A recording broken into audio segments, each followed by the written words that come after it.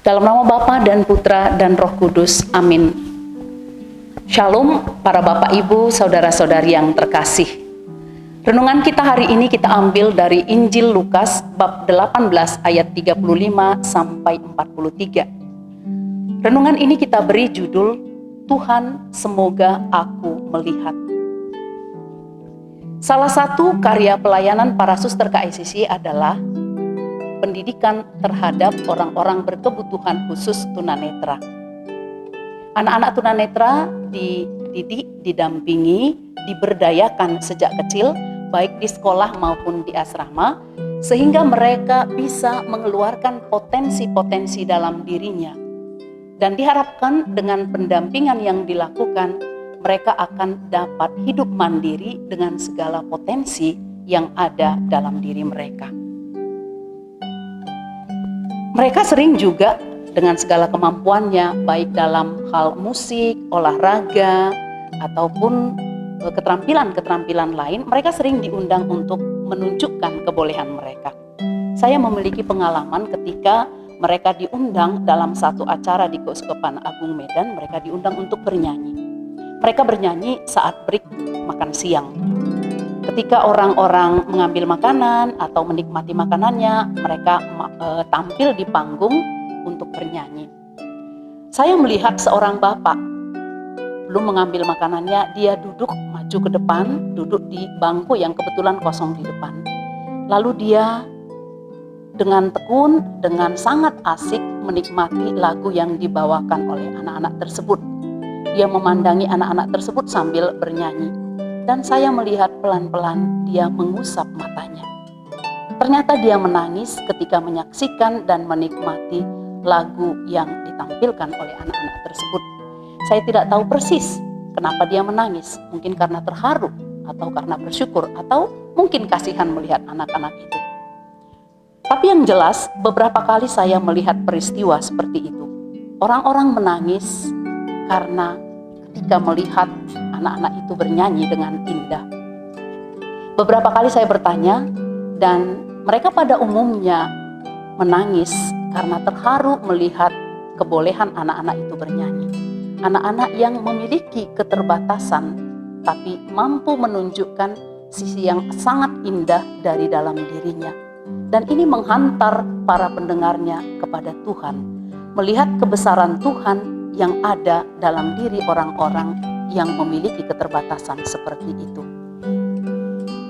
Sebenarnya mereka, anak-anak ini sampai pada kemampuan yang sangat indah seperti itu tidak melalui waktu yang pendek. Mereka juga berjuang dan membutuhkan waktu yang panjang untuk sampai pada kemampuan seperti itu. Kalau saya memperhatikan ketika mereka datang, mereka tidak banyak banyak kemampuan mereka untuk berbuat sesuatu. Untuk berjalan pun mereka harus dituntun. Untuk melakukan sesuatu harus ditolong. Tetapi ketika mereka sampai di sekolah atau di asrama, mereka dibina, didampingi, dididik. Sehingga mereka bisa berjalan sendiri tanpa tuntunan orang lain. Mereka juga bisa memberesin kebutuhannya sendiri dan melakukan apa saja secara mandiri.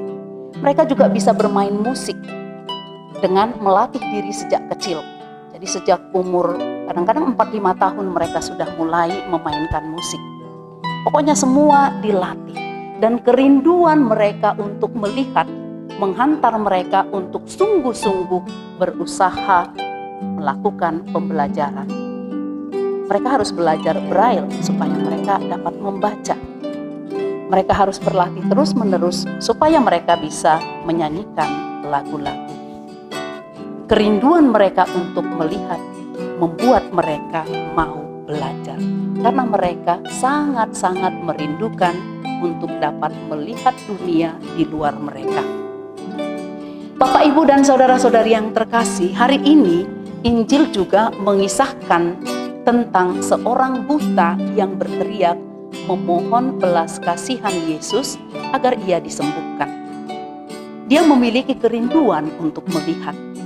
Dan dia tahu bahwa Yesuslah satu-satunya orang yang dapat menolong dia untuk melihat, yang kebetulan waktu itu Yesus lewat di hadapannya. Maka ketika Yesus bertanya, apa yang dia inginkan, dengan spontan dia menjawab, Tuhan, semoga aku melihat. Melihat akan membuat kita dapat berjalan tanpa tersandung. Melihat akan memampukan kita memilih untuk berjalan pada arah yang benar.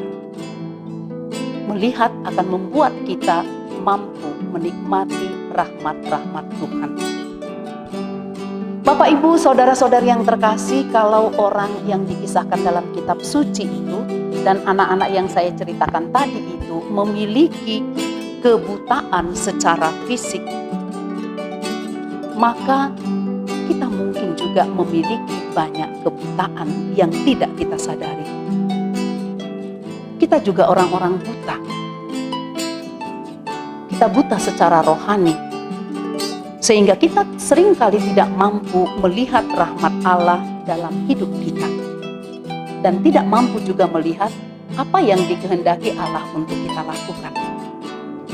Atau kita mungkin buta secara sosial, sehingga kita tidak mampu dan terbuka, tidak mampu melihat dan terbuka pada kebutuhan-kebutuhan sesama di sekitar kita. Kita tidak mampu peduli untuk orang-orang yang membutuhkan Allah lewat kehadiran kita. Kita mungkin buta secara ilmu, sehingga kita tidak mampu memanfaatkan potensi-potensi kita untuk berbuat sesuatu yang baik dalam kehidupan ini. Atau mungkin kita buta dalam hal kasih, sehingga kita tidak mampu melihat, menerima, atau memberi, melakukan tindakan-tindakan kasih. Banyak lagi kebutaan-kebutaan kita kalau kita mau melihat diri kita. Tetapi seringkali kita tidak menyadari bahwa diri kita buta.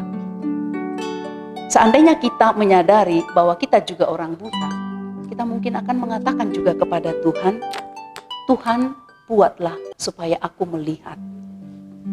Dan seandainya kita tahu bahwa kita memiliki banyak kebutaan, pastilah juga kita senantiasa datang kepada Tuhan, Sang Sumber Terang Sejati, supaya kita dapat melihat. Maka para Bapak, Ibu, dan saudara-saudari yang terkasih, marilah kita menyadari kebutaan-kebutaan kita dan memohon kepada Tuhan, Sang Terang Sejati, supaya kita mampu melihat.